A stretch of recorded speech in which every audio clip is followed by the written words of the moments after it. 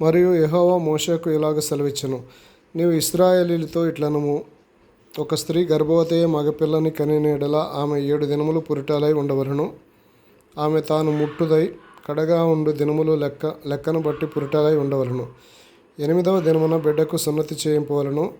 ఆమె తన రక్తశుద్ధి కొరకు 33 దినముల నుండి తన రక్తశుద్ధి దినములు సంపూర్ణమగు వరకు ఆమె పరిశుద్ధమైన దేనినైనను ముట్టకూడదు, పరిశుద్ధ స్థలములో ప్రవేశించకూడదు. ఆమె ఆడపిల్లని కనిన యెడల ఆమె తాను కడగా ఉన్నప్పటి వలె 2 వారములు పురిటాలై ఉండవలెను. ఆమె తన రక్తశుద్ధి కొరకు 66 దినములు కడగా ఉండవలెను. కుమారుని కొరకే గాని కుమార్తె కొరకే గాని ఆమె శుద్ధి దినములు సంపూర్తి అయిన యెడల తరువాత ఆమె దహనబలిగా 1 ఏడాది గొర్రెపిల్లను, పాప పరిహారార్థ బలిగా 1 పావురపు పిల్లను, తెల్ల గువ్వనైనను ప్రత్యక్షపు గుడారము యొక్క ద్వారమునకు యాజకుని యొద్దకు తీసుకుని రావలెను. అతడు యెహోవా సన్నిధిని దానిని అర్పించి ఆమె నిమిత్తము ప్రాయశ్చిత్తము చేయగా ఆమె రక్తస్రావ విషయమై ఆమె పవిత్రపరచబడెను.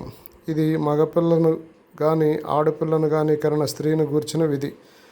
ఆమె గొర్రెపిల్లను తేజాలని యెడల ఆమె 2 తెల్ల గువ్వలనైనను 2 పావురపు పిల్లలనైనను దహనబలిగా 1 దానిని, పాప పరిహారార్థ బలిగా 1 దానిని తీసుకుని రావలెను.